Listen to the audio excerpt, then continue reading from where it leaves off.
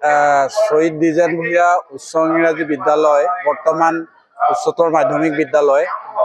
এই বিদ্যালয়খন 1990 চনতে স্থাপন হৈছিলে আৰু সেই 90 চনৰ পৰা সুদীৰ্ঘ 2025 বৰ্ষলৈকে আমি গৌৰৱময় ৰূপালী জয়ন্তী বৰ্ষ অতিক্ৰম কৰিলোঁ আৰু সেই উপলক্ষে ৰাইজৰ সহযোগত প্ৰাক্তন ছাত্ৰ ছাত্ৰী আৰু আমাৰ শিক্ষক সমাজৰ লগত এটা উমৈহতীয়া উদ্যোগত আমি দুদিনীয়া কাৰ্যসূচীৰ ৰূপালী জয়ন্তী সমাৰোহৰ আয়োজন কৰিছিলোঁ।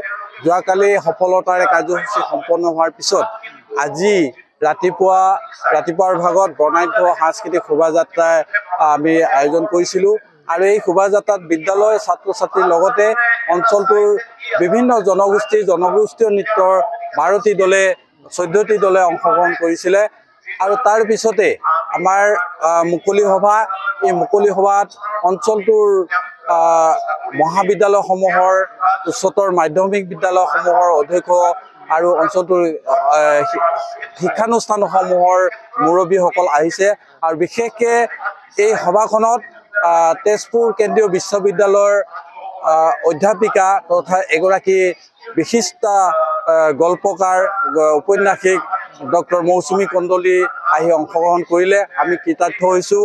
লগতে এই অনুষ্ঠানৰ যি স্মৃতি গ্ৰন্থ উন্মোচন কৰিলে শোণিতপুৰ জিলা সাহিত্য সভাৰ সভাপতি তথা লোকনায়ক অমীয় কুমাৰ দাস মহাবিদ্যালয়ৰ অধ্যক্ষ ডক্টৰ সুখদেৱ অধিকাৰীয়ে। তাৰোপৰি বহুকেইগৰাকী বিশিষ্ট ব্যক্তিয়ে এই মুকলি সভাত অংশগ্ৰহণ কৰিছিলে।